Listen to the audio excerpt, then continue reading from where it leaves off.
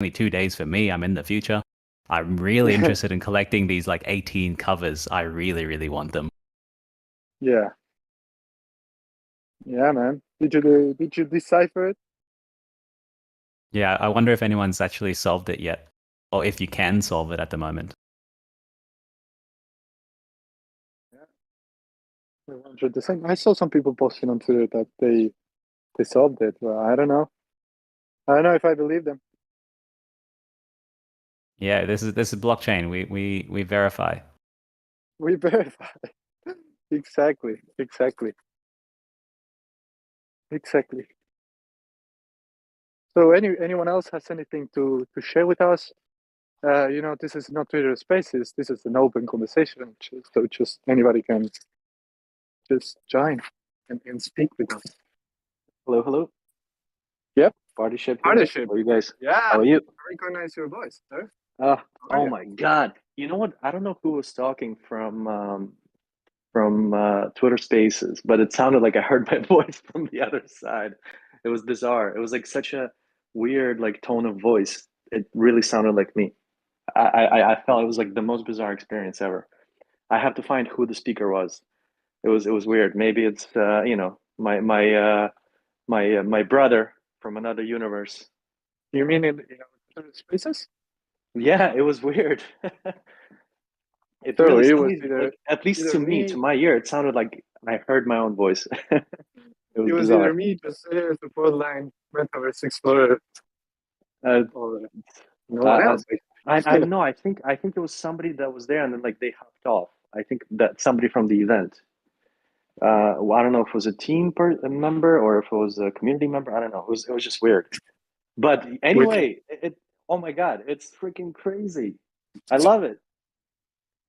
Co tam The jest? alpha.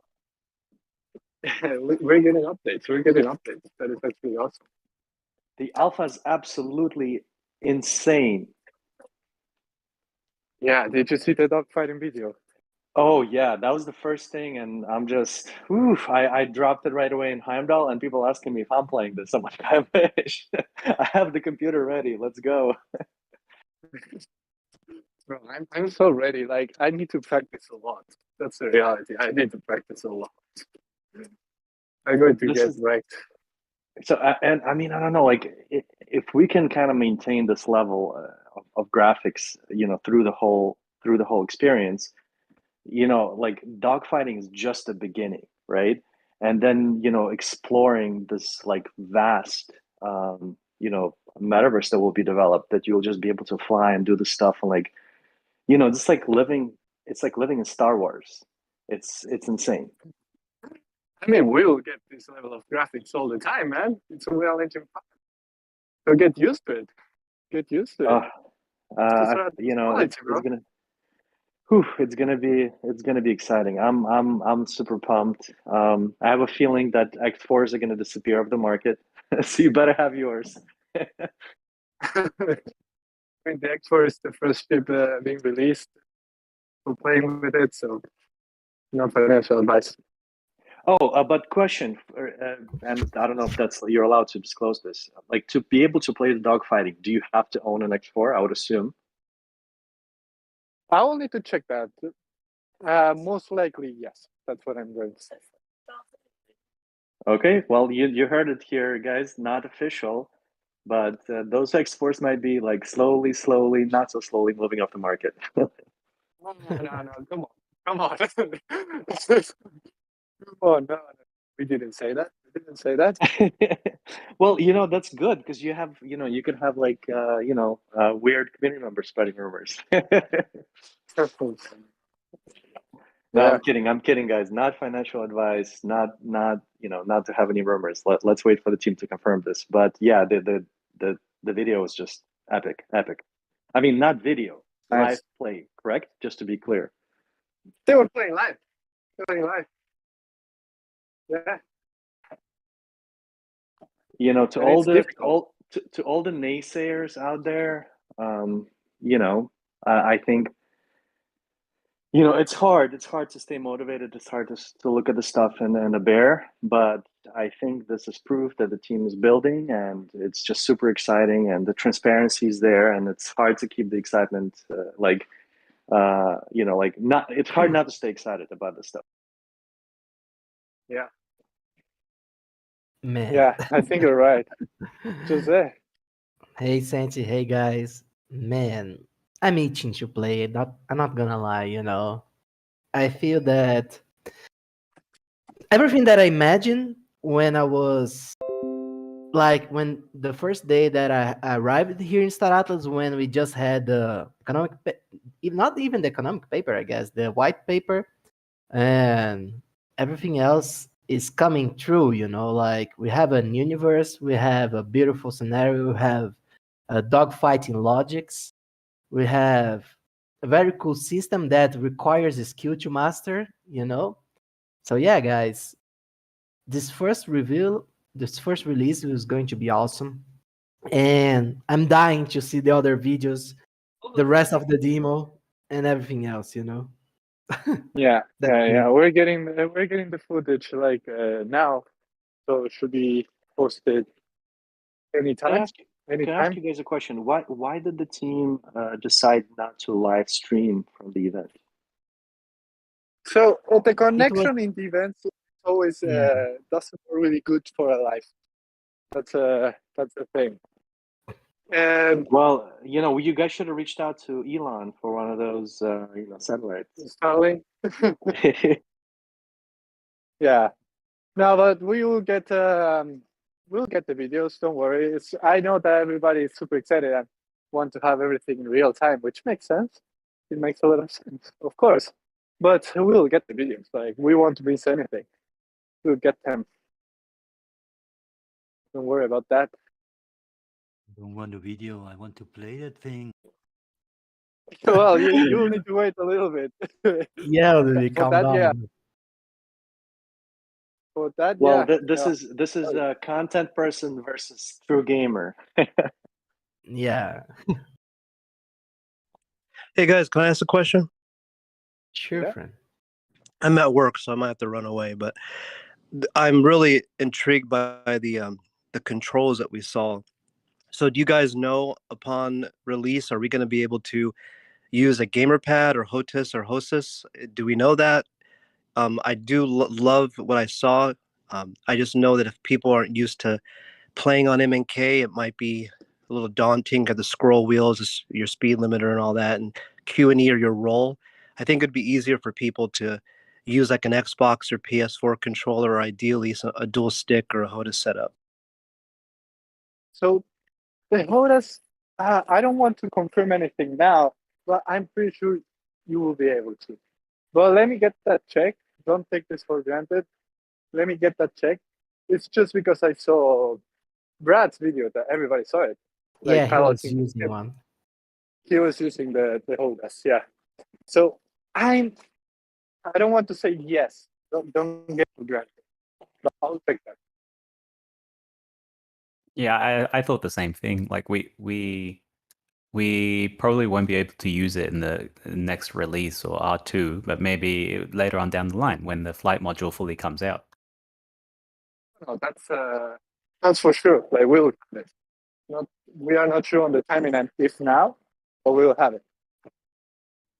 So we're thinking that upon release, it's just we're gonna have MNK only, is what we're thinking.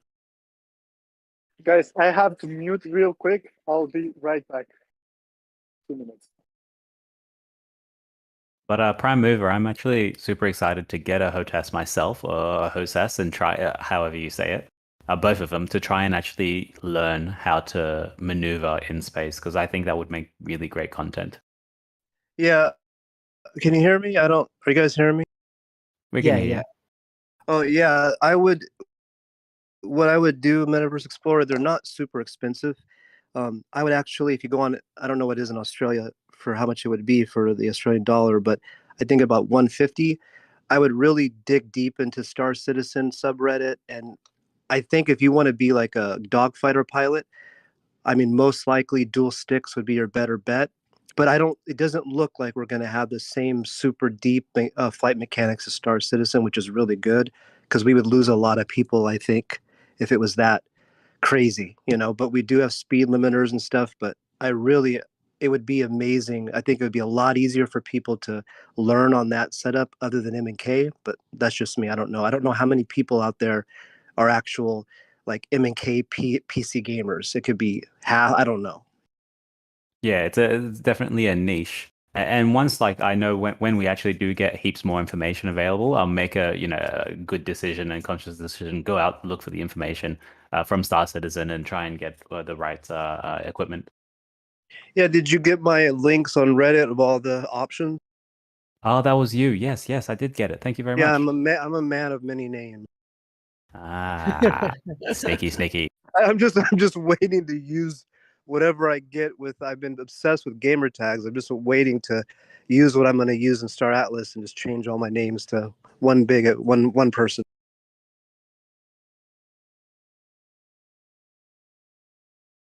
Oh man.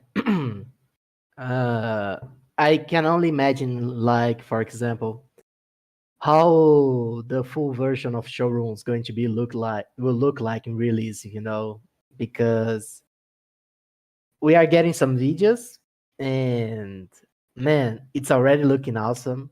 But those guys, they have some cool things planned. I think that we'll learn more about this when in the coming days, especially at Michael's keynote on Solana. So guys, you don't want to miss this.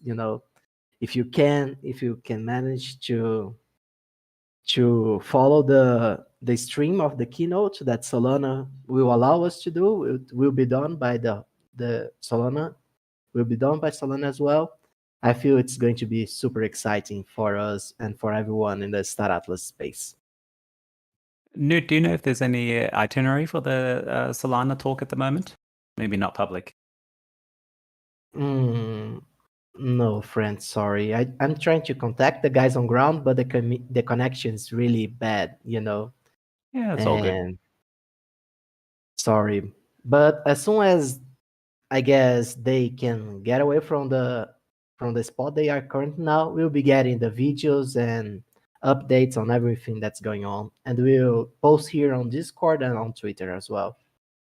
Oh, no, that's fine. Not for today. I meant for tomorrow, the actual Solana conference talk. Oh, awesome. I'll confirm and I will post here on Discord and on Twitter. Yeah, well, when it comes, it'll come.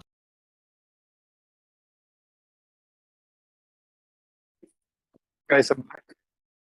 Hey, Santi. I'm in the street right now, and I have 3% battery, so I may disconnect soon. Oh my God, Santi. But yeah. And I don't know my way home, so if I lose my battery, I don't have Google Maps to guide me. Oh my God. Someone go rescue Santi in London, please. Someone in London to rescue me, please. Santi, Send that Santi, what time is it? What time is it locally where you are? It's 14:30, 2:30 p.m. I was gonna say you could just try to orient yourself by the stars, but I don't know if that's gonna help. In this case, I'll get lost if I follow the sun. Santi, we actually have a meeting coming pretty soon, so maybe it's Really? good for you to get home. Yeah. Which one is the RevOps team? No, with Econ team. Oof. Yeah, I definitely want to say the battery for that one. Yeah. Yeah, I feel that I'll need to leave, guys, but please feel free to keep the conversation going. We'll have many news coming up later today, so stay tuned with us, okay? Yeah, so I'll be joining once I get to my room. I'll be joining the voice chat again after we finish the call. So if you want to continue the conversation, I'll be tuning in and out all day long here in the voice chat. So if you want to continue, just stay here and we'll be coming back. Santi, just wanted Thank to you, say guys. thank you. It was so awesome hearing your voices on Friday and seeing all the alpha. It was an awesome time. Thank you. No, thank you, man. Thank you again. Your support, guys. It means a lot. It means a lot. Like for real. It means a lot more than what you think. Like nice words, support, and everything. It means a lot more than what you think. Like it keeps us going, and I'm being for real. It's what Especially in the it's bear. our yeah. What bear? It's What bear? What bear? Yeah, what bear? what There's no Star bear? Atlas bear. What bear? Yeah, it's we are totally the opposite right now. There's no You know, stratless bear. We are last time I checked, there's no bears in space. Not in Star Atlas space. So we'll get things rolling. awesome. So yeah, guys. Again, thank you so much for your support. It really means a lot. To out here just to save some battery so I can get home safe. But thank you so much for joining us today. Thank you. I wanted to say that after today, there goes the walking simulator meme. Now we're a space sim. Yeah, they can't really, that what I saw, that just blows me out of the water, actually. All right, I'm gonna head off too. It's 1:30 a.m. for me. I should sleep. I'm gonna wake up to some really nice tweets and some really nice videos. So I will see you all in the morning. Cheers.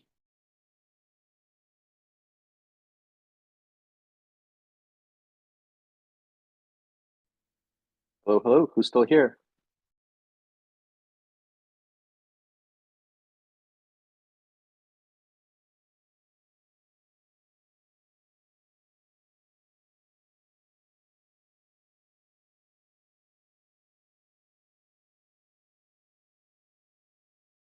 What did you guys think about the alpha?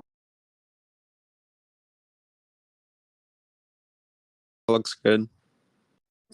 It was really, really amazing. It's a lot better than I thought it would be. You know, it's fun because this is just, I guess, V1 of however many versions they've had in the background. It would be really fun to see when things get optimized and like ready for mass play. It will be epic. Yeah, what I was amazed was the environmental effects, like how the world that they're already building. Because when we saw that other flight simulator, I kind of was expecting something like that. Like, yeah, like because the models are clay right now. I'm stunned that that's going to be how it's going to look.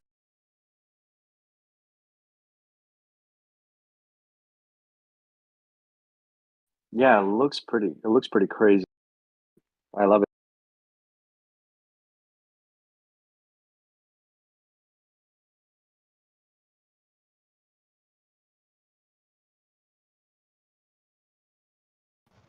How's everyone going?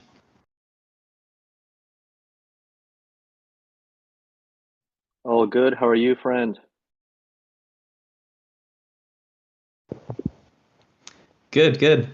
Yeah, the one thing I just want to point out is I think Michael was saying in the last town hall that the showroom version that they had released was actually really pretty much complete in June. So just something to think about if, how much time team members have been working on or Spearsoft has been working on this this R2 release, really since about June-ish time. And yeah, like how much they've possibly have completed, working on 12 ships. And I think I was looking back and at an earlier video close to the start of the year, and I think they were working at that time on 9 ships at the time. So, it could be a lot actually fairly far away. And I think in his last interview, he also mentioned that they're shooting for this, R2 release possibly in November. So. Yeah, it's pretty cool. But I was gonna, since everybody's here, right? And we have alpha, but we also have a playable showroom at the moment. I know some people, don't call it playable, but I do myself. what does everybody think about the experience as it stands right now? I, for one, I really like it, and I think, you kind of have a chance to feel the quality, right? I know that it's not optimized from people have been pointing that out, but I really kind of get a really, really good feel about the quality of the project as it stands. And also, my favorite part of it was actually experiencing the scale of the ships. And I realized the 2D versus 3D, I have now 3D favorites versus my 2D favorites from the previous, from the marketplace and the faction fleet.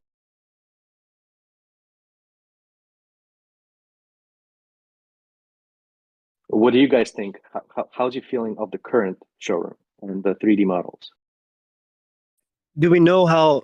So a lot of people, it's not optimized. I mean, what are your guys' experience? Because I was blown out of the water when I went to the showroom, just the quality of it. But I know everyone has different PCs and stuff. So is it just not optimized for other machines? Well, I just got a brand new gaming rig, and that's like not at all top of the line. It's more of the really good, uh, but sort of like the mid-range stuff, and it's running flawlessly maxed out. I mean, I'm not running 4K, but on the settings on my screen, it's maxed out and it's running flawlessly. But I did hear from others that it's kind of like producing a lot of heat, which is good for the winter time. Yeah, But GPUs, you don't have to heat your room. yeah, correct. I'm energy crisis in Europe might be averted by Star Atlas. Exactly. Well, do you have you tried MSI Afterburner? You don't have to have an MSI, anything. It's just to overclock your GPU if you want. It wasn't necessary at the moment, so for me it was good. But from what I've heard from others, that's why kind of everybody's now, really, really looking at their specs, and especially now that the prices went down on hardware, um, people are, really, maneuver shifting some money around to buy new rigs. Yeah, that's a thing that I was wondering too. Is I think this is going to be PVE, but I'm just wondering, like, when we do eventually have PvP, like, if you're playing like a FPS game that's really competitive, people tend to favor performance over fidelity, so they turn all the settings down, all the visual settings, and they just want max frames so they can have a competitive advantage. So I'm wondering, like, where do we go when we are fighting each other or whatever, or dog fighting, however it is, or racing each other? There's going to be like different tiers. If you have a 3090 Ti or 4090 and you have fiber to your home, you're going to kind of have an advantage over someone. So I always wonder how that's going to shake out, and maybe they'll decide not to go more kind of FPS player to player kind of thing, but more a scaled out like strategic aspect of engaging each other, because there would be that kind of like, I don't know, someone could have an advantage over you if they have a super high end rig and really good internet. Well, I mean, the game is going to be multifaceted, right? There will be strategy side to it, will be dogfight side of it. There'll be just pure economics where you're just kind of shifting assets and playing it on like a macro level. So I think that's what makes it very special in a sense where because it's connected to a blockchain, um, you have that economical side, the strategical side. So whatever your gameplay is. The reason why I got the rig was actually not to play. I'm looking to do like learn some 3D modeling, and I really needed more computing power for that. But it's that's a value added benefit for me. I'm not planning to do like super high end competitive dogfighting personally. Yeah, that's also what I had hoped for the community, is that a decent rig. It just, when you can download Blender and UE5, and didn't he mention that there's skins? So maybe someone would just spend time designing skins, and as opposed to even needing to go in and fight, another player or explore. They could just literally just be creating assets for other players. Oh, the only way I see Star Atlas or any um, project out there becoming truly gigantic is if it's going to be a multifaceted community. Like, this is not going to be a community of just gamers. This is going to be gamers as the primary. This is going to be financiers. This is going to be creators like artists and content creators. And we're going to have like pretty much like the same jobs that you have in the real world, where people, well, I mean, slightly modified, but you'll have here, and that's going to allow for it to be really big. Hence the gameplay is not going to be one-sided. It's not going to be like a performance.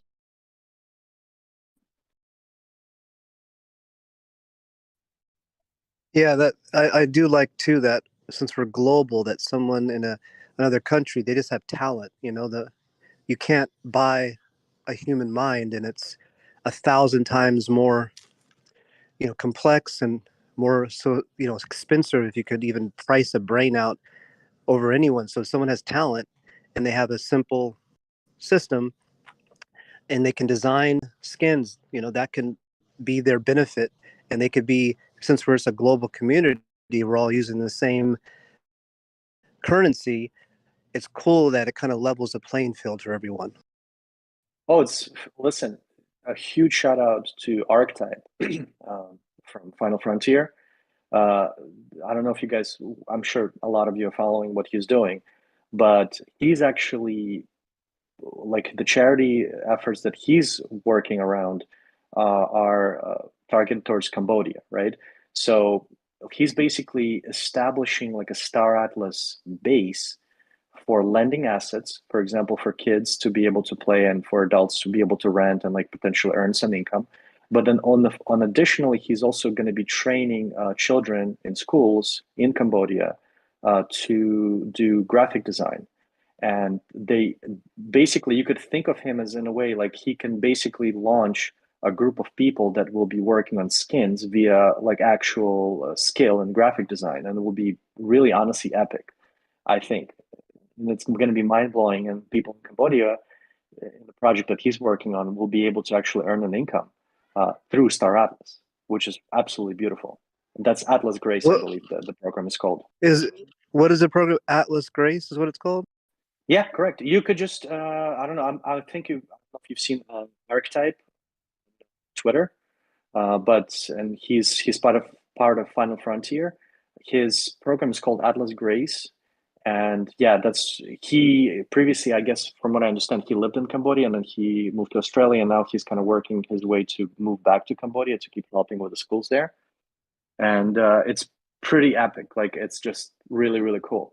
And at the moment, he has Atlas already through the Atlas Grace. He has Atlas staked, Polis staked, ship staked, and slowly building up the ship base, building up the Atlas and Polis earnings. That will be disseminated to that community, to the schools to the school that actually is part of that program. That's really cool, man. That's awesome. I don't think any of us can. It's already been like a year and a half. I just can't imagine what it'll be like, in 2 years. That's why, for me, I always look. I'm a person with a marketing mindset. I always look at things from a marketing point of view. And marketing is not like, how should I say? It's not let's figure out how to take people's money. Marketing is about figuring out how to create value. So from a value point of view, the selling point for blockchain for me was right away there. Being able to move value flawlessly over the internet anywhere in the world, boom, done. The connection of gaming to blockchain and this metaverse, which is not a new concept by any means, to that value adding is just like a match made in heaven. And there will be the same stuff from a marketing point of view that's happening today with the big brands kind of trying to put a big influence in the space. It will be. That's the natural progression of things. However, there's also a gigantic like grassroots movement in the space that's done literally by the people. I'm talking like individuals, and I see it every day. And this is the type of projects that I support on a daily basis on social. Artists, creators, content creators, gamers. These people are earning money through the blockchain technology. living, let's say, in places around the world that's the standard of living is a little bit less, but also cost is a little bit less. So through daily activities, they're able to maintain living, and they're able to actually generate amazingly beautiful things. And for some of them, like really, they are gaining generational wealth through creating, not through like I bought something and I sold it, through actually creating unique assets and selling them as creators. And that's why right now I'm like 100% behind, artists will be the new rich people of the world.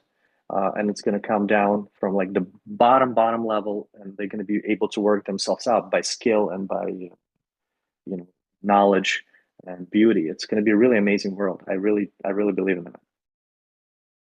Yeah, it's one thing you said earlier about you notice how when you use a showroom and the ship went from 2D to 3D, and how you said some of the ships you like them better in 3D. That was you, right? Yep, that was me. I and I actually posted on Twitter about it.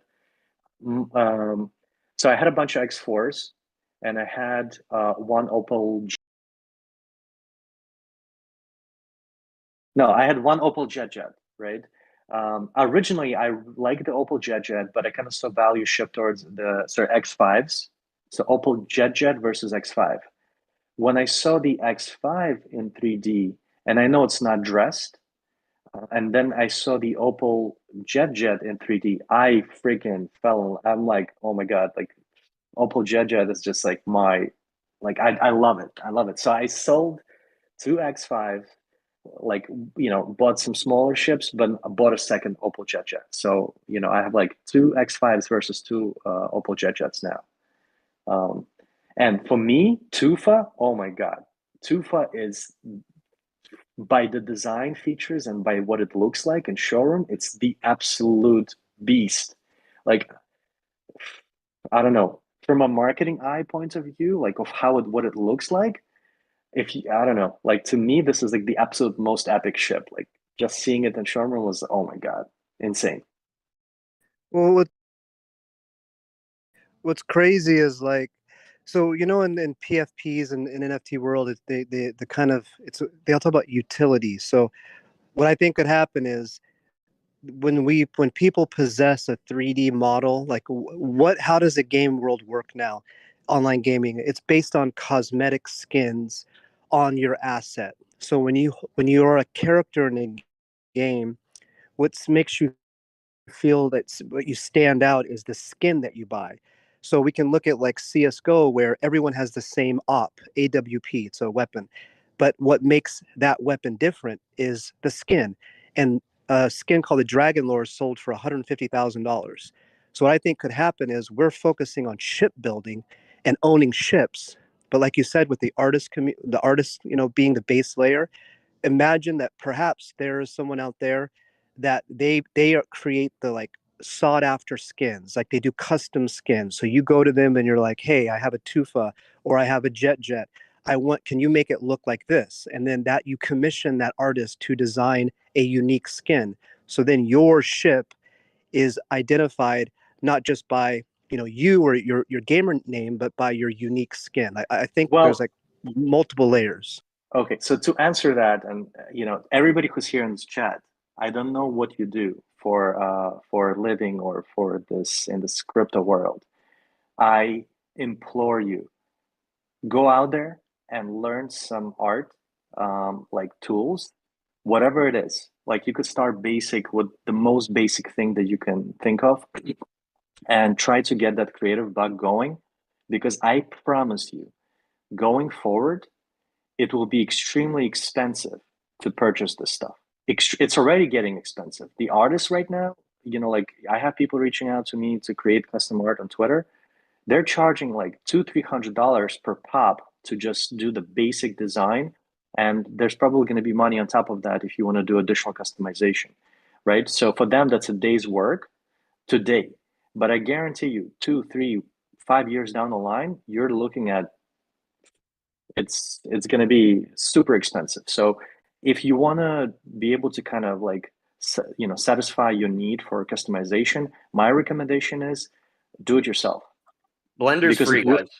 yeah, and it will become expensive. Blender is artist. free, and you can find many tutorials online how to, get started with rendering 3D objects, etc. So, highly recommend checking that out. It's something I've done myself recently, so I know that is a very easy, quick outlet. It is a little bit time consuming, but it is free, and it is essentially business grade rendering. So, highly recommend checking that out just to Absolutely, follow up this with is what Partyship is saying. this is the reason why I got the rig like more souped up, so I could start to play with like more resource heavier, like graphics and 3D art. This is the main reason why I bought it. I'm just glad to be able to see my assets like Star Atlas and Champions Ascension and other like resource heavy stuff via having it. But yeah, Blender, it's on my rig. That was the first program I installed. I installed Blender before I put in the showroom. I'll be honest. Yes. Because honestly, this is where you will get insane fulfillment. Because you can get your vision out there.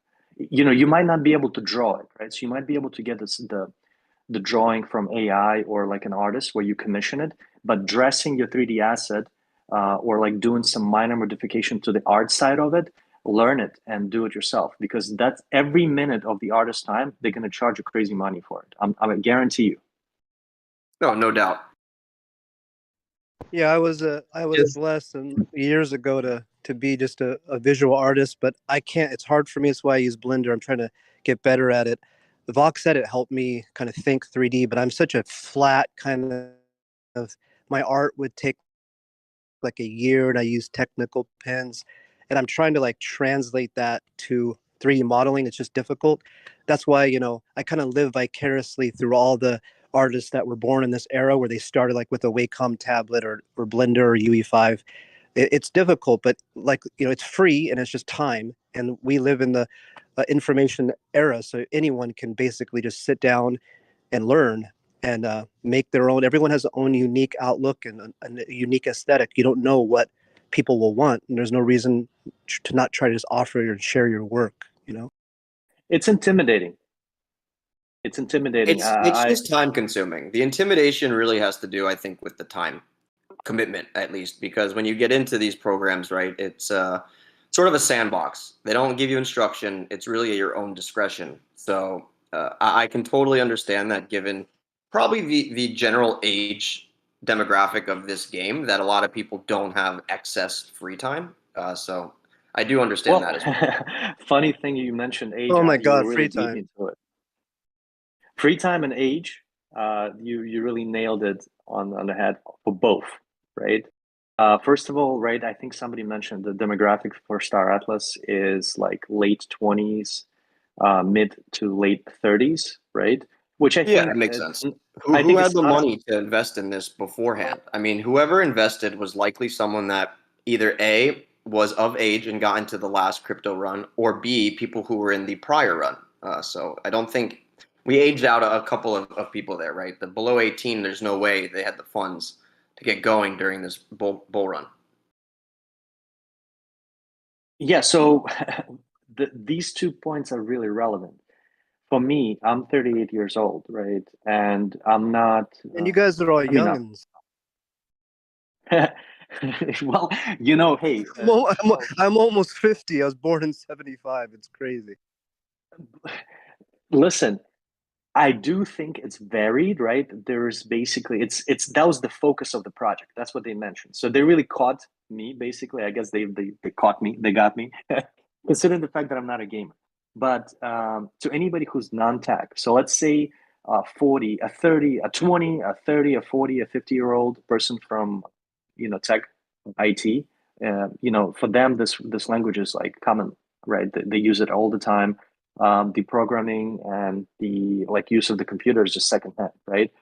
For somebody who is in any one of those groups who is not, the intimidation gets exponentially harder with age. And I didn't think it's true, and now I kind of know it's true, because when I got into crypto March of last year, Discord was intimidating, which I'm sure is going to be funny to some people. But to me, it was intimidating because I was like, "Oh my God, all these notifications! I don't understand where do I click?" And I'm like, "God damn it! I'm like 37, this is bullshit. Like I should never feel about anything like that. Not yet. I felt like my dad, right? But it is intimidating, and you shouldn't be intimidated. Like you should just strive to kind of break through the intimidation, put in the time to experiment with something and learn. And the resources are there. Like Discord was not simple. I mean, it was not hard. It was really super simple, and I feel dumb now for saying the things that I'm saying. But that implies to everything. And somebody told me Blender is super easy, and I'm like, how could it be? It's 3D, you know. But Yeah, I people don't keep think telling me that. Blender is. It doesn't It's not seem. I easy, mean, but it's maybe all to a some. science thing. Yeah, Anything's yeah, easy like when you anything spend else. 1,000 hours on it. I mean, I think to me, what the path that helped me with Blender is Vox Edit, because I think it's sort of like the voxel community. It has a lot of them have nothing to do with blockchain, but it kind of like helped me translate that initial idea into 3D off the rip. Because in the past I would just draw something and then maybe scan it in. But what's cool about Voxit, it's a little bit, it's like Minecraft. So I think but that whole idea to rotate a form and like look at it all angles and know that your model, someone's going to look at the back of the head or the side or the 3/4 view, and then that gave me a path to try to start getting a handle on Blender. But there's just, like you said, there's so many different options, and at the beginning it's just like, what do I choose first? But to switch topic to something more specific, your favorite 3D ship model from the stuff that you own or from stuff that you've seen.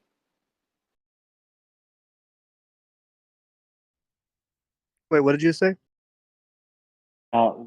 Share what's your favorite 3D model of a ship from the showroom that either you own or that you've seen posted up there? Well, at the beginning, I just planned on creating like an escort swarm and, X6 for the squad leader and then X5s for the main body of the swarm. But the Ombre is just beautiful to me. And I write like fan fiction and stuff. And I featured the Ombre just because I love it. And I wanted to like, my fan fiction is more like to get me deep into the game, like a personal role playing. And what it really did was just make me completely fall in love. And all I've done now is convince myself that an Ombre will have a role for what I'm trying to build in the game. It's just a beautiful ship. It looks like a Warhawk. It's amazing. So that's right now my favorite ship across the board. Without disclosing much, I just gotta say I think the ATS is fucking beautiful. Big dick That ship energy. is. I'm so fucking hyped to fly that thing. It is. It just looks Top Gun. Well, you I guys know my agree. It's pick. crazy. I'm, I'm sticking with the Tufa. Tufa, just that rock is Oh crazy. yeah, To me, it's insane. Like just seeing a freaking rock in a hangar that size, I was like, holy shit, it's that's just cool. what's It's sitting right when I walk into the showroom. For sure. nice, nice, nice, nice. I've been saying it since the beginning. If I could have picked Tufa faction, I 100% would have. Boy. Okay, what about second favorite? Like from the smaller stuff. Like what about something from the smaller stuff? X5, just because I think it's cool that the mechanic that it looks different. I like that about it. It's always been a favorite just because you can change the look of it, and then that look will change how you play. Yeah, it's a Star Atlas X-wing. Thing's epic. Great ship design. Whoever the head was on that. Yeah, it's I love how crazy they took too, that the into entry the price. Tufa, right? Yeah, now for sure, no doubt. That's the ship I recommend any player with some sort of capital, right? I think it's around $40, $30. I think that will get you through a majority of low risk zone gameplay. Yeah, but the tufa, it's growing on me when I saw pictures of it in the showroom. Just imagine to the skins, you can make like one that looks like battle scarred, or make a dark skin for Well, for one. this for that ship, It's like a scorpion. it's an interesting point that you make, but for that ship specifically, since the whole purpose is camouflage, I think the skins would then be different rock formations or types to fit in with the surroundings. like Bomber, but I Yeah, don't know. I would think like it's like a color. Yeah, it's like a color variation. Like if it's Yeah, or a like texture blue variation. asteroids. Yeah, something of the sorts. Which I wonder if they would allow texture like I don't know, like what kind of variation do you think they would allow? Yeah, that's what I'm. Yeah, maybe a different rock style because I'm not sure how none of us know how the game looks, right? If all the asteroids are a similar texture to that ship, then you wouldn't want to change it because the whole purpose is for it to be somewhat stealth, right? Just via its appearance. But yeah, very interesting if we could actually change the texture of said ship. Well, a flip side to that is maybe it's going to be a different meta, but I try to import the existing skin meta. And there's one thing, imagine a pink tufa. I know it sounds crazy, but sometimes skins are used to like in Fortnite, using the banana was meta at one point. So sometimes the fact that someone is like, I'm going to be bright pink and I don't care if you can see me. That's how it was in early days of Apex Legends. There was a white Wraith skin that everyone used because it's like, I don't care if I blend in, I'm just going to kill you. That's more of a flex. It's a flex skin. That's what those Yeah, are. I think, and Like, we, I'm I don't better know than if we you have, and I know it. Like, come at me, basically. Like, and I don't, yeah. we could have a completely different meta. We can create our own idea, but I think the way we do scale is to onboard traditional gamers, and that's a part of skin culture, if you can say that. A lot of Yeah, it is no just a doubt. flex. Yeah, I mean, it's just personalization, right? People want something that's different that they can essentially say, I'm different than you. And because I have this, we're differentiated. So that to me is Exactly. really what skins are for. Aside the fact that skins win, that's just true. So, yeah. But we're thinking Exactly. about it. I was thinking for the 2-5, I would like, if we end up having a system that's predominantly ice, I would like an iced tufa so we could fit in with the floating around ice. That'd be kind of interesting. That's a badass idea. That would be really cool. Oh, that sounds really cool. And that's where it's gonna be, right? What are you gonna do? Are you going to pay somebody to make that for you? Which maybe you will, because Well, that's maybe why I that downloaded Blender. correct. And Exactly. I'm saying maybe you'll pay somebody to, like almost. I want to think. There's a guy. There's a guy who does that now for Star Atlas. What the fuck? Star Atlas Corp or something like that. I'm pretty sure he does custom ship skins, if I'm not mistaken. And a couple of people in the community already have those skins. I think it was just for an X4 or the smaller ships. If But anyone how does that work? Do we have the 3 months? Sorry, Do we have? sorry Do we have? sorry if I interrupt you. Bomber, could you repeat what you said for the Star Atlas score, please? I'm sorry, for which portion? The end. You say now that the Star Atlas score influence the the skin and so on, but it's not a graphic novel, the Star Atlas score. I don't remember saying that specifically. Okay. Maybe I'm misunderstanding. Does anyone else? Yes. How much Atlas will the core graphic novel yield if you stake it in score right now? Oh, we can buy the graphic novel right now? No, it's released on the 7th of this month. At the end of the It's going to be on conference. Magic. Is it Magic Eden where we can buy it? It's not only in the Magic Eden. It's on the marketplace. Do we know the cost? Does anyone know the cost? No. Everything. 4 to 6. No, 4 to 6. Yeah, sorry, Andromeda. I can't answer your question because I'm not exactly sure what you're referring to, but I don't think there's a correlation between the skin discussion and score. Not score. You tell core, not okay. Yes, core and score. Score is the previous module. Yes, because I understand core, not score. Ah. Are you asking if skins will be core to the game or the meta? Yes. Yes, they will be. Yeah, we have to think about what exists now, and we're a small community, and if we scale, we bring on existing gamers, and the that what makes billions of dollars a year isn't an asset that you own, it's a skin on an asset that everyone else can use. So if you are into a game and you love a certain weapon, there's 500,000 concurrent players on Apex Legends. Everyone's going to have that R301 gun, but what makes you feel and stand out and feel an individual is owning a certain skin, and then their OG skins and all that. I don't know if these ships will be the same thing, but Yeah, we're they on will. another level.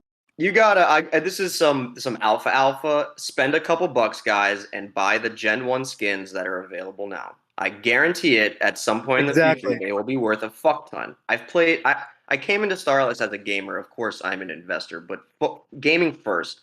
And I've played many games over the years. Those with skins, those without, and all of the above.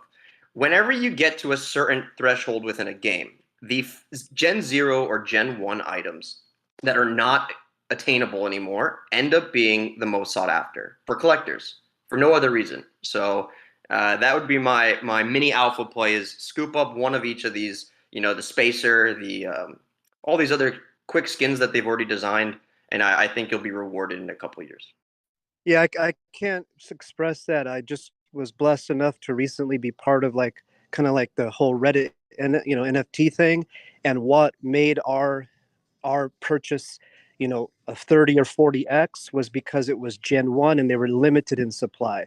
So I minted one that was very inexpensive and there was only 200 of them, and that at peak ended up selling for 3 ETH. So all these yeah. ships are Gen 1.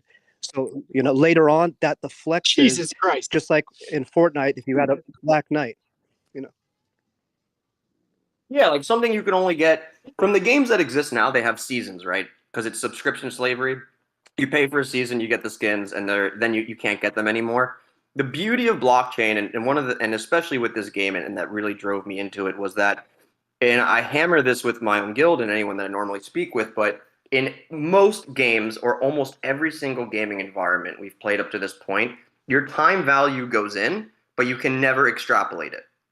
Right? No matter how many hours you play, you could have millions of gold in this game, the best items, but once you're done, you're done. You can't get rid of it. What Star Atlas is going to provide is the ability to transfer your time value into cash value, and that has never existed. So I'm very much looking forward to these people that create skins, grind skins, and all of the above, because at a certain point when they want to exit, it does incentivize them to keep playing, because there isn't just a time sink here, right? There is value to be extrapolated. Yeah, and for some people, it could be a certain ship can be considered an OG ship, and they don't have to sell all their assets. They can just sell 2 or 3, recoup their investment, and then if they want to just play the game, take a break for a couple of months, they can come back and they still have assets. Yeah, exactly. But they also know that, like I said, sometimes when you play a video game, the older you get, it's is this time being used wisely, right? What is the input versus the output? And what this will actually provide is there is going to be an output that has a value here. So I am very interested in that entire subject.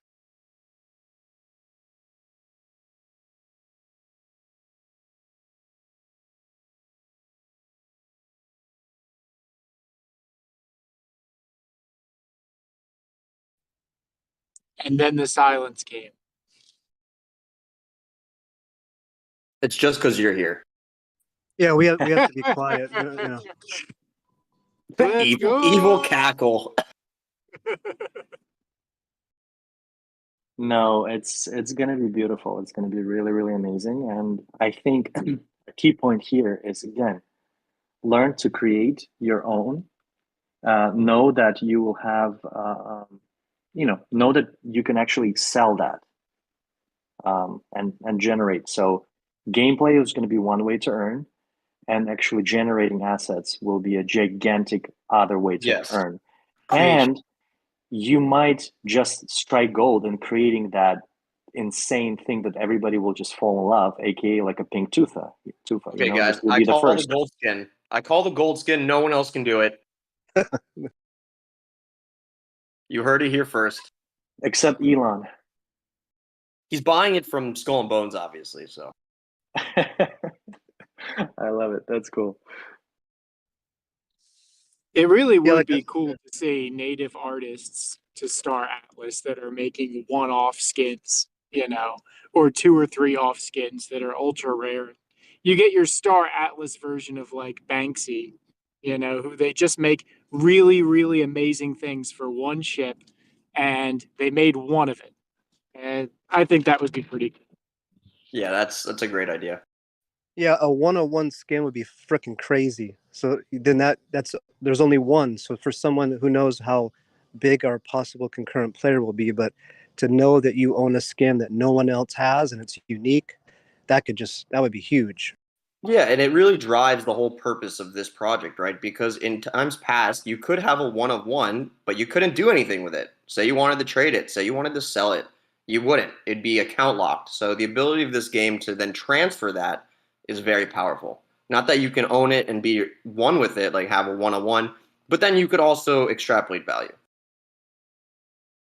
But my question here is this going to be, so I'm assuming the skins that a player created will be a separate asset. So you just basically dress up your ship in it. Is that correct? The skin? I think that's what they kind of indicated. Also interior skins. Because I wonder if there would be a way to actually bind the skin and the ship where now they become just one. And for example, like let's say a pro player uses that particular ship to like win specific tournaments, right? And that ship has a specific ID, like for example, like a collector baseball or like a NBA ball or a puck from NHL, whatever, that actually has a unique ID. So let's This is say it's a something I mentioned. Yeah, I agree with you. Something we were talking about recently within the guild was when these semi-fungible tokens turn to full NFTs, we were curious how the idea of the numbering system of these ships would matter to the collector base. So, for example, right, when you get a ship off the mint, if you got ship number 1 out of X, right, what would be the value ascribed to the numbering system? Just like the cards, right? So I'm with you there. I think that will be something that players will look at in the future. We actually thought usually about. Go on. I was gonna say usually in limited edition, which is what we kind of are, the only differentiating factor is the number. So if you add that to like a unique skin and that can be minted as its own, that's huge. Yeah, for just as an example, we were deciding how to name our ships in the fleet, and we came up with the prefix, and we said how do we find something else to go with it, and we are likely going to be using the NFT number of the ship. So like this is, for example, it would be our prefix and then Tufa like 1 or like Tufa 300 or something like that, T300. Yeah, but you And that way see, people would know on the ship, basically like a U.S. military vessel, right? They would see that number on it. So just an interesting sort of concept we came up with. that's cool. Do you guys think if we can mint our NFTs, will we be able to, like, if a ship has a specific name and skin, then we could mint it, and that makes it an NFT. But what's cool too is if we had some type of like damage indicator, like I know World of Tanks has marks of excellence, so you kill a certain amount of players and you get a mark. So like it's like what people do, like they badge boost. Well, they'll get a new account, they'll get all the ideal badges, and they'll sell that account. So I wonder if we had some type of mark of excellence, and then if you sold that ship, those marks and the stats of that ship would be sold to another player as an NFT. I think the progress is account bound. Okay, we so do it would have just be a something in fresh place ship. for that. Well, So honestly, I think it's gonna be interpreted by the community and the dev team.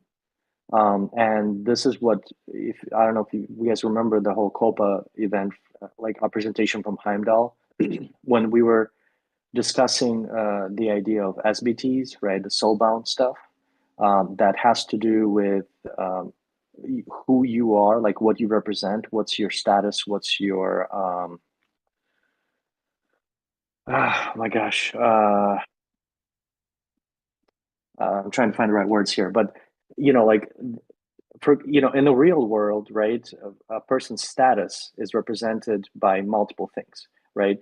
like who, like their name, right, their passport, passport ID, like the address, the ownership of the assets that they have, right, and they're kind of bound, right? The soul bound things, so for example, like mortgage to your house, right, is something that you've purchased. The passport that you own is kind of something that was bound to you by the system. Like they would not be a duplicate of me passport wise. I mean, at least there shouldn't be unless it's fake, right? And fake in the sense like, you know, blockchain would be kind of really hard to make that fake, right? So the SBT concept will really start to build up the person, like what they represent and what their activity is like on the blockchain as a whole, right? The financiers are like really digging into this for the blockchain stuff because they're thinking they could extrapolate a lot of value as they do in the real world with the credit scores and the social security and the connection to all the IDs that are associated with you, right? So for gameplay, what's going to happen? We don't know. We don't know how important the status will be and how far the dev team and the community will be to push. So when I'm talking about a particular ship, right, like the stats, like I'm sure there will be a way for you to record, like, oh my God, this ship, like I won so many battles, right? And you kind of put these little marks on it. Let's say hypothetically the team will allow for that. And I could sell that ship as the rig on which I played. I mean, realistically, it's not the rig that mattered, but from a point of collectors idea, the rig does matter. AKA, it's not the fact that the ball that somebody hit in a ballpark, right, that matters. It's the fact that they hit that ball during that game and achieved that result, and it's a known fact, right? And that's what makes this super, super, super valuable. How we're going to choose to collect it and record that and be able to trade on that, that depends on the community and the dev team, I think. Sorry for the rant. All good. I know at least within our guild, before this was ever discussed, we did long back ago when we originally drafted the black paper. We do have an entire concept which we called the pirate marks, which is essentially that, right? Which would record your kills on the battlefield, and we would eventually connect it to our site, and that would show essentially Davy Jones' locker, right? How many kills we have total. The only issue that we found is basically we need an API to connect. So I think a lot of these things are going to require dev, what's it called? Dev, not reinforcement, but support. They'll have to support. That's fair. Yeah, dev support in order to get a lot of these community ideas forward. So the SDK was a huge start. Getting that finished will be great. So I think a lot of that weight falls on the community developer shoulders. And I think, again, it's super important. And this is why in spite of all the negative stuff that I've heard from people about Star Atlas, for various reasons, some legit, some not, I was kind of always, from a marketing point of view, supportive of what the project represents because it hits all the check marks. And the way that they're structuring things from a marketing point of view, not necessarily from a gamer's preferred point of view, but from a marketing point of view, they make sense to me as a person from a marketing background. And like the DAO, the way it's structured and the voting, this is exactly how things are going to play out and exactly what I'm telling you guys right now. All of it, the way that the market is going to be structured will depend on the dev and on the community. And obviously the guild community has the biggest voice at the moment, right? So that's why anybody who's new, who's entering, I'm telling them, join a guild. Choose the type of guild that you want to be in. Because why? Who's here? Who doesn't want to join a guild? Someone that thinks they can play this game lone wolf. Which is totally cool. Hey, I'm all for that. There's going to be like bounty hunters, like loners, which is pretty cool. Do you think? Let's just theory craft this for a second. How in the hell is a lone bounty hunter, unless they have a VWAP north of 20K, going to play this game solo? Hold up, I don't think anyone. They're playing in the HRZ. I would love for you to come into the HRZ solo. Be my guest. Dude. Why are you guys so negative about that? Come on. I'm not negative. I'm a pirate. I'm just being honest. I'm blunt. Yeah, no, like, if you want to come out there by yourself, like I have no issue taking you out. I think you're getting pumped up but like if you played Star Citizen, you'll get smoked by Avenger 1. Like straight up, dude. So there are some Yeah, it's solar players that will crazy. smoke you. But he has all the ships. That's my point. It But doesn't matter. He has a community that'll join and smoke Yes, you. but yeah, I have no doubt we'll get Twitch streamers. Those are the likely lone wolf players, is where my gut is telling me. Because they have the community support, as you mentioned, right? They might get donations, they might get X, Y, Z. But in the but long why, run, Colin? I Why don't is think their everybody returns will equal what they Why could is have everybody? accomplished for the group. Why is everybody focused on the HRZ? Right? There's so much vast amount of exploration to be done in the safe zone, Have and fun we with that. don't know. And we don't know how. Well, come on, I'm just we messing, don't. man. Come on, we'll pirate. What do you think? We No, don't know I how. think I just think the HRZ kind of like remember how you said before that this game will be multifaceted and appeal to different people. Personally, that's what I like. I'm a competitive player. That's what I literally solo queue. I just like the challenge. So I think for some people, that's where they're going to get. That's how they find flow. That's where their blood gets up. That's where they're competing with themselves and getting better. So I think for people that play games that way, then I think the HRZ will appeal to them. If you play Valorant or Apex or Fortnite, you like putting yourself up against another person, and doing that solo is crazy because you don't know your squad mates. It just makes it challenging. So I just think the HRZ appeals to that type of player. You Agreed. know what? Now, In now that Scream, you that would get you absolutely annihilated because there's now no that you current guys skill basis to combat. now And that you just to guys touch on that, man, when you lose a round in Fortnite, it's not like you lost your ship. You can play another round immediately. If you lose in the HRZ, your ship's gone, and so is your cash. well, hey, you know what? The stakes are high, but human ingenuity through time has figured out ways to go about things, right?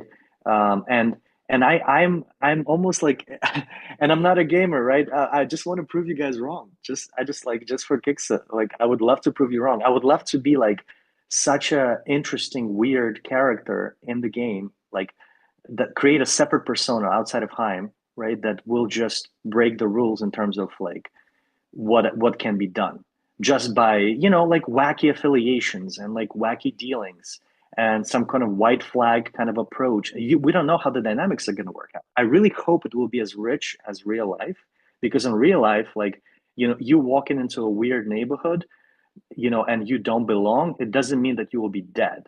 It just means that the risk is really, really high, but there's ways, there's things, there's wacky shit that people do to survive, as human beings. And I really hope that like, the metaverse projects out there will, be interesting, that the dynamics of human life will be like recreated in that world and repeated. That would make it super rich. Not like, oh, I have this many ships and you have this many ships and we're just going to keep doing this stuff. That's like, uh, pre-World War One kind of dog fighting, right? You just line up a whole bunch of people and a whole bunch of people against the other side and just shoot. No, I don't want that. Like I want some more interesting stuff, some more fun. You're gonna have both. It's inevitable. Early Scream, there is no skill basis for combat. It auto resolves. So just pointing out, there is no scenario, at least for a good while, where you're just going to outclass somebody with your skill when you roll up a smaller ship to a larger fleet and then hit combat. You're just going to die. There's not going to be any glory. Yeah, but again, I think no Scream glory, is just a just death. placeholder. Scream is just an appetizer to me. I mean, I don't know how you guys feel, but if that's where this game ended, do you think that's what everyone wants and would support? I just think Scream is just an appetizer, just a way to keep the community satisfied. But in I'm with the you. end, I think we're going to have at some point, a game that has the fidelity of Eve Online or of Star Citizen and Elite Dangerous with the politics of Eve Online. I could be wrong, but eventually I think that's the overarching meta. I'm sticking I with. agree. I just agree. think you're going to have multiple years of that appetizer being slowly evolved. So Well, I'm look just look setting where we're expectations look for at look at the what the demo current today. runway looks like. We're there after a year and a half, and UE5 is a lot easier to build than the engine that Star Citizen basically modified. So I think what I saw today, makes me believe they're just going to modulate it out. If they're already having dogfighting, I mean, we don't know the biggest thing is we do not know how many servers per instance. So all these thoughts of these guilds and everyone fighting, if we only have a 200 player cap, we're not going to have that type of war. It's just going to be individual fighting. This was discussed before, I think, by Lumino when we brought this up, right? On originally it started with the Titan discussion of how the hell do you load up a Titan in a server like this when it's so large and to continually render it. And I don't have the technical background, but I would touch up with him on the server size because he did mention that it would be much larger than 200. I hope so, because Star Citizen is doing the server mesh, and then Probable has the ability to have 10,000 per instance. So the tech it exists. So it seems like the team is looking to. I hope so. That I would I ping just him, believe that's honestly. where. He can give you a Yeah, very so he has detailed it. answer on that. Yep. So he has alpha that we're going to have more than 200 people, or a He has dev concept or alpha. idea. He has the Okay, that's developer huge. knowledge to accurately tell you why something will happen or not. That's awesome. Thank you, Bomber. Well, we know at least the current plan for Scream is there is no instance. The game server is the Solana blockchain. That's your only limiting factor. Though it'll be interesting to see what that limit will be. I don't know what's going to happen when you put thousands of people online trying to essentially recreate EVE Online, and it all has to flow through this Solana L1 blockchain. It'll be interesting. Well, if I'm it's just current, it'll be curious. a 1 tick server. 1 hertz. I'm curious which side of this Star Atlas meta is going to be developing quicker, the safe or the HRZ. I think honestly that the huge developments are going to be happening in the safe zones, and because that's going to be driving the economy. And HRZ won't be is, around for a while. It won't even be released upon first drop.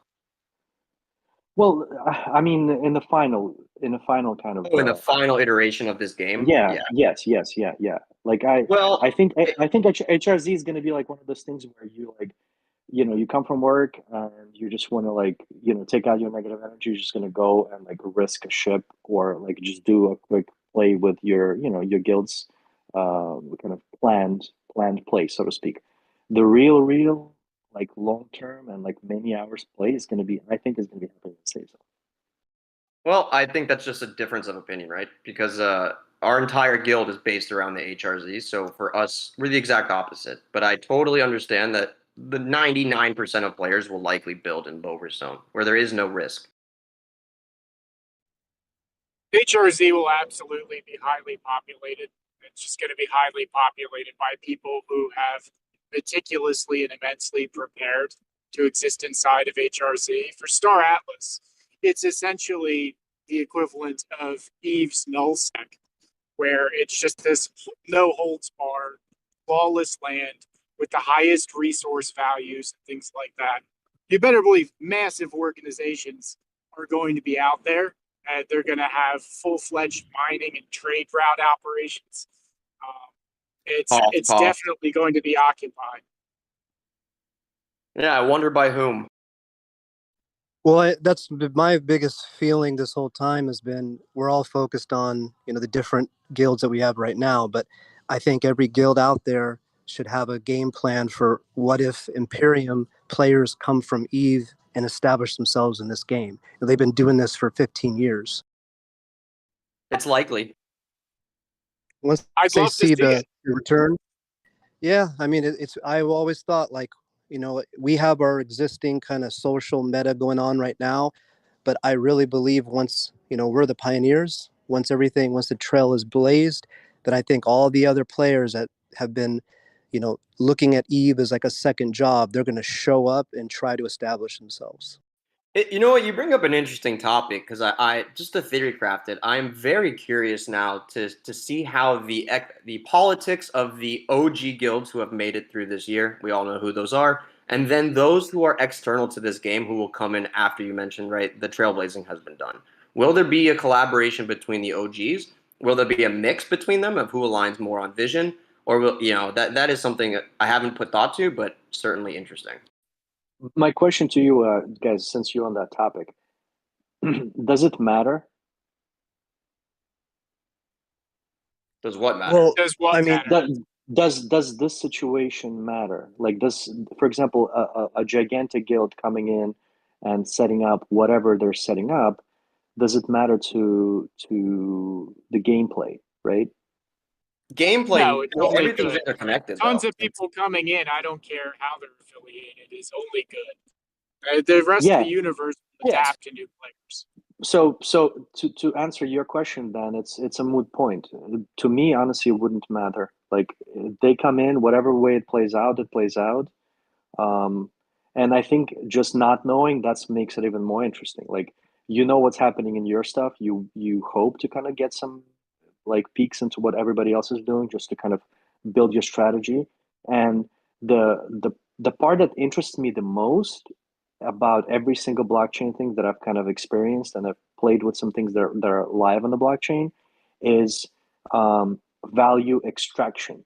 That's what makes, to me, the biggest worry. And I pointed it out, like, from day one of joining these talks, right? Like, from a marketing point of view, like, how do you prevent people from extracting value? Just taking their dollars out, right? So, like, they 10x, they take the dollars out, or they just keep draining the resources and selling just to keep extracting dollars out. To me, that's the biggest concern.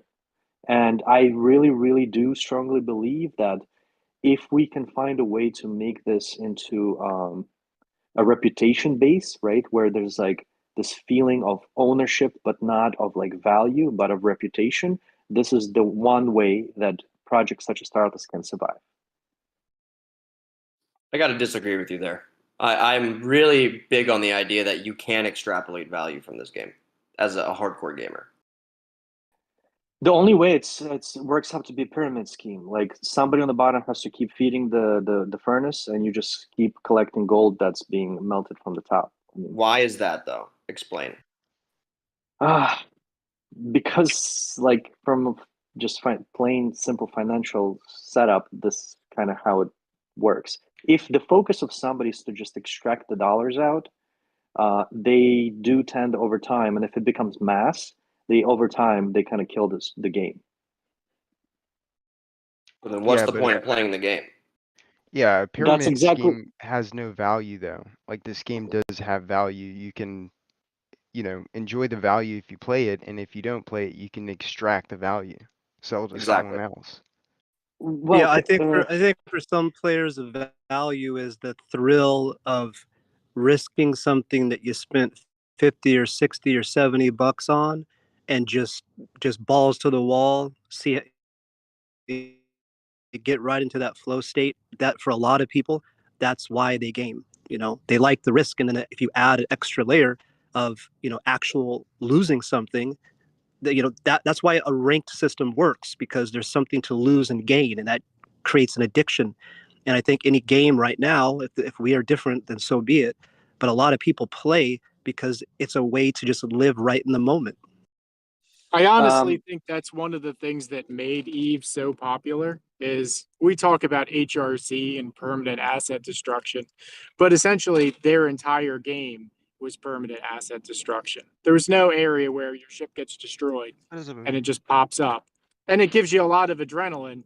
It's significant when something that you worked your ass off to build and upgrade and all these other things just gets wiped off the map by somebody else.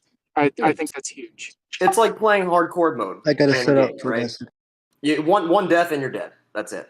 well, okay, so because I just want to, and it's good to have this discussion, because you guys are more on the gamer side. I look at it very plainly.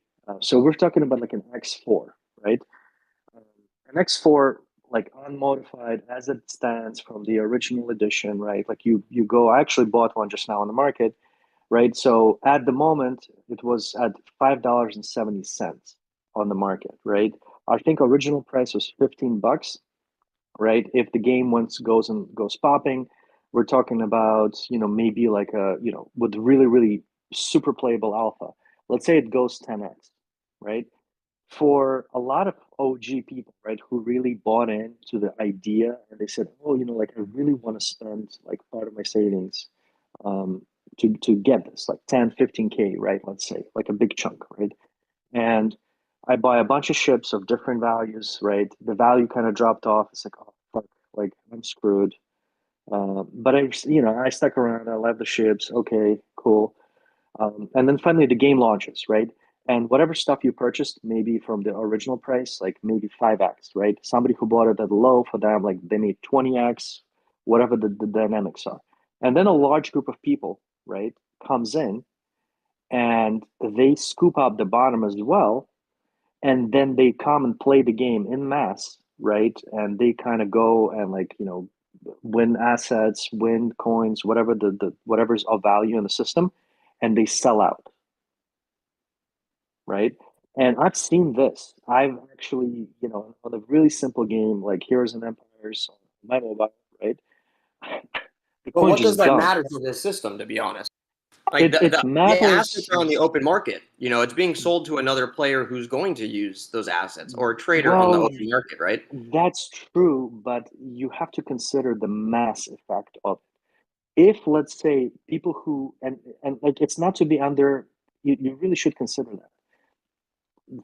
But You okay, know, so let's walk through this, right? For theory crafting's sake, when you start a game, you start at level 1, right? In all games, and you start in the base area.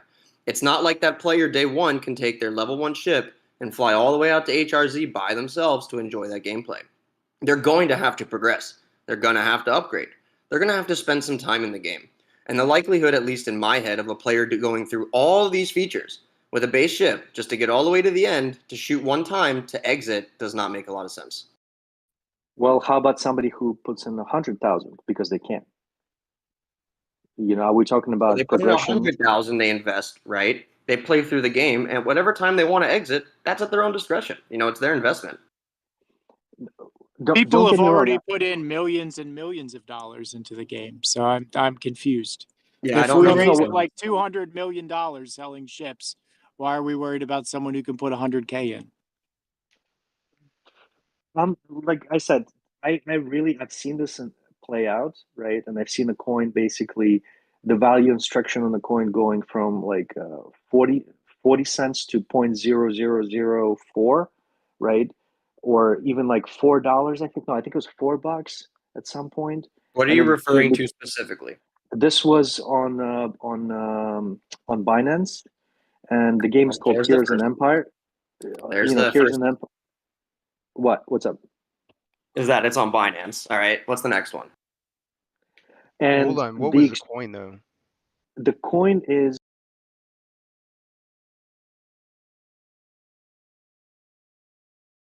And is this game a AAA title in Unreal Engine 5? Well, even then, it's just kind of irrelevant. You sold $200 million worth of ships. What type of buying activity would it take for you to somehow destroy the entire ecosystem with sailing? And even then, that already exists. I mean, what if Mr. Tixel decided to just dump tomorrow? You would destroy the entire ship market utterly. So it's that condition is already present. It's not something you're waiting to happen. It already has happened. And I'm not saying that's a negative thing. I'm just saying we're speaking hypotheticals about a condition that already exists. It's not something that's coming. $200 million worth of ships were bought. You can't exit that kind of liquidity. You just can't. There's not the demand for it. So it's already there. what I'm advertising for, right, is actually trying to prevent the sellout, right? I think it's important for the community, right, and for actually Star Atlas to think through this. And this is why, like, a lot of people in the community were really pissed about the DAO, like control that they have in the beginning. I was actually not pissed at all. I think the reason why they did that, and that's my personal belief, you take it with a grain of salt, um, is because there's a really, really huge case study of just really shitty fuckery that's happening with value extraction for valid projects. Like, dude, and regardless of what you said about Binance and about that game, I actually really loved that game, and it was so fun. And that feeling of like I'm accomplishing, I'm progressing. It was really, really like strongly connected to progression. It's highly addictive, and I was getting characters, but the system was just drained, like drained every day, and I just saw the value of the characters that I own less and less and less. And at some point, I stopped playing. It was Well, that just means the kind of like, player count. Did you correlate the cost with the decline in player count of this game? and the cost, by the way, was very low. Like Did the you entry point. superimpose those charts? Because I bet you they look very similar. When you have less people playing, there's less people interested to buy said access. And also, how good was it if the value of the assets going down caused you to quit? No, it wasn't that. Like, guys, I'm And not that's trying just to like argue. me just asking an honest question, like, well, if this stuff's worth less, and so I stopped playing, why was I really playing? Yes. This is going to be that $1 million question: is what type of community can the project build in true real value? Like, I think, when I think, again, coming back to the marketing point of view, like looking from the point of view of the Ready Player One movie, that value in a system is if it can evolve to be so um, real, right? Where you really feel like, oh my God, this, like, I'm really like an NBA star, right? Which is why like the pro gaming has started, right? And there's just gigantic following of that, right? If we could continue building onto that, right? And then potentially, because and I don't want to be, in any way, pointing out to some specific countries and whatever, but I do think that there's a gigantic market of countries with, like, not greatest GDP and, really big financial problems, where people really depend on extracting value. For them, it's a, like, ROI. Like, I put in $1, I need to be able to make 10 to be able to pay for food, right? And unfortunately, like, those communities are with extracting value at in large sums, right? Right now, the entry point is $5. I guarantee you, somebody from those places is watching the project, and they will be buying those ships at $5. Guys, I guarantee you. Sorry if I interrupt you. You see that Magic Eden want to. There is a launchpad today for Star Atlas. There is something with Star Atlas, and it started now. Right now, it started. It's on Twitter. It's on Twitter Space. A link in the Star Atlas view. Thank you for the heads up, my friend. But yeah, party ship. The only thing I would add is we talk about that, and it's like it's a double-edged sword, and it's a balancing mechanism. And we could talk about people that, it's value extractive for them. If they can make a couple of dollars per day, that's helping them live in another country. The same people that are making a couple of dollars per day that are value extractive are also driving down the operating costs of organizations like Heim or AEP. If they're more than happy to play the game all day, every day, and they think that they're doing pretty darn well economically for where they live, and they're off grinding minerals or building ships for you or doing other things like that. I don't think it's all drawdown. I don't think it's all negative. I think all of these things balance each other. If they're structured properly, I agree 100%. Which is why, for example, the value of that game was like singular, right? It's from a single point of view. And that's what they were trying to build, like, a value for the guilds, but that wouldn't affect other players, quote unquote. And they did, like, I was there for almost 6 or 7 months. The iterations were coming out weekly. They were trying to save it. The devs were trying to save it on the weekly basis. Like, like, oh, they're doing this stuff and trying to create that sense of like belonging, that you have pride in what the game is. But unfortunately, it was just withdrawal. People were focused, and like they were just like killing the bottom, killing the top. It was like it just became like, what's going on here? It's like, I don't feel like I'm winning anything of value. Like, I'm playing, I love the gameplay, but I'm not winning anything of value. Like, all the stuff that I'm winning is just devaluating on a daily basis. And that was shitty. I don't think it's the case for Star Atlas. Obviously, the point is that it is a AAA. I do think they will are factoring things economically, And that's the reason why they want to control the DAO, especially in the early stages, to prevent this huge outflow so the economy can pick up and the interest will be there. And that's why I'm supporting them on that particular point personally. Saying like, I'm not concerned about it because they're worried about value and they want to prevent extraction and disbalances that make gameplay not interesting.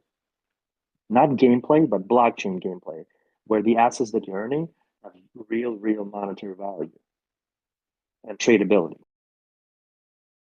A partnership, I think the value will be in the game, in the play. People lose money playing a game that they value. They value their stats, their reputation. If we have a game like that, it almost becomes more than just does number go up or down.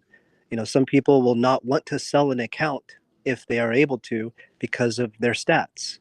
If we have a game like that, I think the value will be in the gameplay itself. Reputation. As BTEs, building reputation based gameplay is 100%. I'm a billion percent behind it.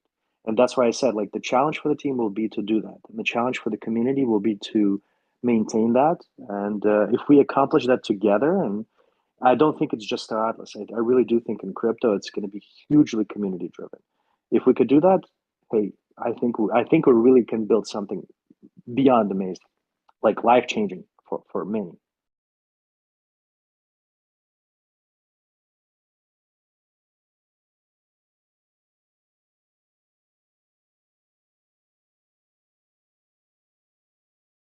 Yeah, and I really apologize for renting. Like I just really love these talks. I love the space, and it's mind blowing to me. Like I'm just mind. I'm just so upset at myself for not getting into crypto like earlier, to see more, to be able to like observe more of these projects. Well, if anybody knows me, Party Ship, they know one thing I really don't like is ranting and using more words than are necessary to say something. But I absolutely forgive you, my friend, and I think you're contributing a valuable part of the conversation. See how dark I am? Thank you. I really appreciate it. You know, I can't help it. Sometimes I just, you know, it's not it's emotion. It's not, a lot of times it's not of information. It's just emotion that's pouring out because it's so exciting. It's it really is. And of course, I'm teasing you, my friend. I'm making a joke about the fact that I never shut up. I love it. I love all of it. This community is amazing. Oh, by the way, if I can mention one thing, aside from a million things I've already mentioned, again, just on as a big side note, be careful out there. There's like an insane amount of scamming going on. Last night I didn't fall asleep until like 3:30 because unfortunately, like my brain was not working, and I basically fell for a scam uh, on my MetaMask account that had It potential to go. happened. And I felt so shitty, and I spent a crap lot of time like moving a lot of assets, killed whatever little ETH I had left. So be diligent, check a million times. The whole like, you know, I won't DM you. This is a super valid thing. Anybody DMs you, just assume that they're like the worst piece of shit in the world. Like at any time, even if you know that person, like really take your time to check who the F they are. Uh, Please, like really do it, because I would hate for somebody to lose you know, assets or value. Like be super vigilant, super careful with everything. It doesn't matter of the blockchain. Hey, partnership, do you mind sharing what happened, or you don't want to? Yeah, absolutely. It's I don't want to advertise that particular project because, you know, I'm not 100% like certain that it's going to go someplace. But it's TCG World, and these guys, it's like a metaverse project, and unfortunately, which is super stupid, like any project that runs their community stuff on Telegram is exposed to like weird as like uh, like hacking attempts. So there, a lot of their communication, like heavy communications on Telegram, And then you have people on, like, I had a technical issue accessing the metaverse. And then I hit up Telegram. I hit up first Discord because I hate Telegram for this type of communication. And Discord was like dead, like nobody was helping me. So then I went on Telegram and I messaged the group saying like, oh, I can't log in. And then somebody like on Discord mentioned that they replied to me on Telegram. And then when I went on Telegram, I had a DM. So the person, the group or person who attacked me, they are watching Discord and they're watching Telegram. And immediately when there's such communication happening where somebody legitimate says, oh, I messaged you, they right away message also. Right. And in that case, the person didn't say that they messaged me in form of a DM. They actually messaged me in the group chat, the legitimate group chat. But then I concurrently got a DM. So they kind of caught me. It was a timing issue. So in the DM, they created a bunch, and that's in Telegram. They created a bunch of names of legitimate team members that I've kind of known, but they played around with the letters. So for example, like the name actually read exactly as the legit person's name, but they found people's names that, for example, like a capital L, a lowercase L and a capital I in terms of type, they look the same. So the person literally just created a name, like, and over one letter difference, he basically tricked me. I really thought I'm talking to a legitimate person, and it was a group chat by 4 like fake accounts that targeted me. So eventually what they did, and it was honestly like, I was like, something didn't feel right. And I caught on like middle of it, but unfortunately I was dumb enough to scan a code with my wallet that they sent me. And that opened up, it wasn't a code, it was like one of those not barcodes, QR codes. And I'm like, why? And I'm thinking like, why did I do it? But it was like, it was around 2 a.m. already. And I was really trying to sort the shit out with the game. And I scanned it, and then it opened access to something on my MetaMask. And that's when there was like a weird quick message that I didn't really like. There was no approvals or anything like that. It just opened up a channel to something. And then I started like trying to solve like what's going on. And then I realized that these are fake shit. But luckily I didn't tell them that I opened it. So they didn't react quick enough, and I was able to go to my MetaMask and delete that connection. So yeah, like anybody who DMs you, just immediately assume that they're like scam from any project, and go through the full verification process. A real person will never be upset about you verifying them and going to an extreme. Don't scan anything in forms of QRs.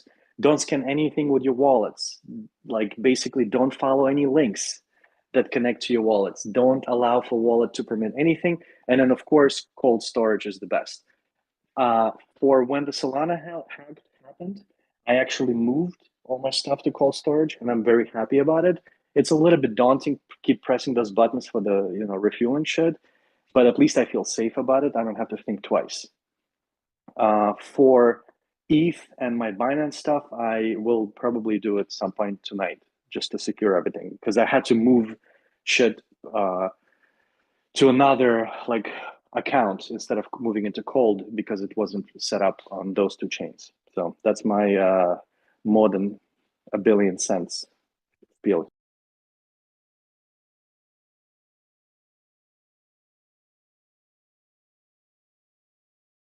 I didn't. Just to point out, I didn't lose the assets, but the unsecured channel was open to my wallet, so I don't know exactly what they're able to do through that. That sucks, man. I mean, yeah. Do we have an OPSEC channel in the main Discord?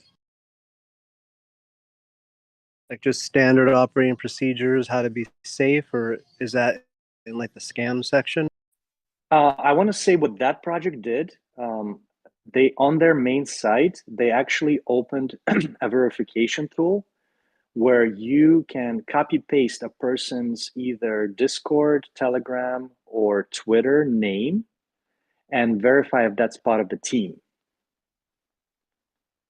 That's a good And idea. that's how I caught on to this thing, because a legitimate member then told me check people's names, and I went to the original website.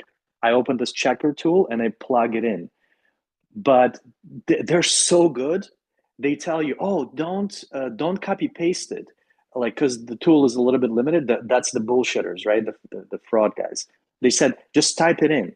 But so when you look at the L, I told you the L and the I, they are so good that you're looking at the word and it reads bold, but it's actually spelled BOID.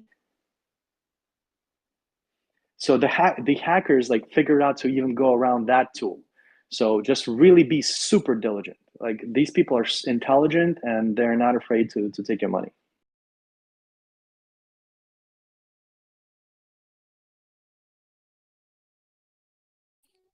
Hey guys, love you. I gotta go.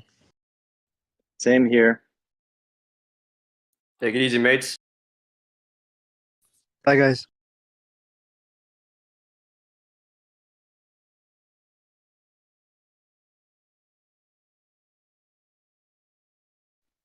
Cheers. And that's a wrap for the Mini Friday Brew.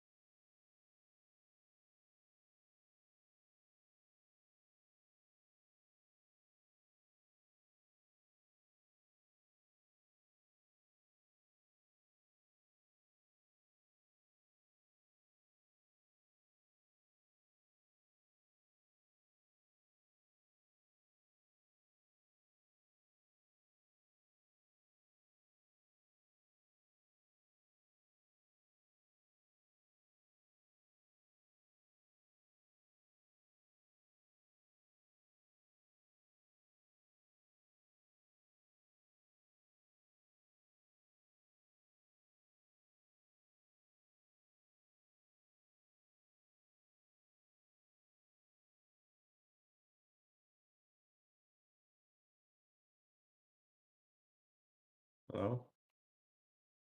Yeah, what's up? Hey, support. What's up? You missed a little conversation, that's about it.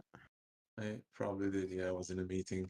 I tried to keep an eye out to the conversation, but I couldn't. My brain cannot multitask. Understandable. So how did people react to the videos from the Solana event? Yeah, they liked it. A lot of people were surprised that it was in space. They didn't really, they expected to be like near the showroom, like on a track, like near the ground, and like open empty space.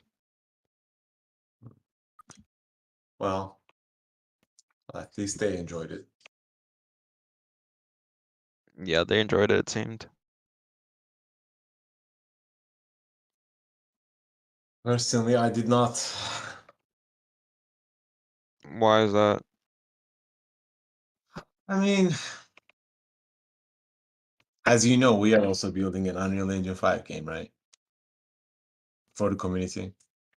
Mm-hmm. So, I mean, from those little videos that they put out, I mean, because we know how a game is developed, and like by just looking at the video stuff, I can tell there is some. Maybe I shouldn't. Never mind. I'm gonna shut up for this time around. Why? What's wrong? Because I mean, I'm the one of the guys who are kind of up in the open all the time and supporting the project to this full extent, and as you know, I love it. But like today, if you, I'll tell you this, I'm not gonna say anything else. If you looked at that X4 sort of, well, flying in the space, yes, it's pre-alpha, but even if it's a pre-alpha, it's the first thing that I honestly feel like there should be a little bit more sort of like in terms of paying attention. If you look at closely, that X4 is sort of shaking at some point while it's flying. It's almost like stuttering, like flickering almost. I don't know if you can tell. I mean, not a lot of people can tell because they're kind of amazed that there is a now they can fly it and whatnot. I mean that we have a flying module too in our game, which we already did it like several months ago. So I know how these things are done. But if you pay attention to closely, you'll see the image is shaking, and that's because of the fact that there is this sort of little tool in Unreal Engine. It has this pendulum effect. What I'm trying to say is, if you remember the very first video when, if you remember there was an X4 sitting in the showroom, and then the avatar was kind of riding on it, and if you remember, the X4 was shaking because of the weight of the avatar that's put on it. Do you remember that video, right? It was shared in Yep. the I know town that hall. video. Okay, Mhm. so that is actually an effect in Unreal Engine 5. Now, this is the part that I kind of felt bad because they should be way more professional about this. Like, yes, maybe 99% of the population will not see it, but I see it. You cannot leave that option on if when you are flying. Like that's I don't know how to describe this, but um, like it's a fundamental thing when you're developing games in Unreal Engine 5. I mean, it's kind of hard for me to express it at this point, but it kind of shows me that whoever worked on that thing, um, I can't help myself but question the knowledge of that talent who worked on that. And that kind of makes me uncomfortable. You see what I'm trying to say? Like the experience of that person who kind of developed it and kind of put it out there as it is without removing that.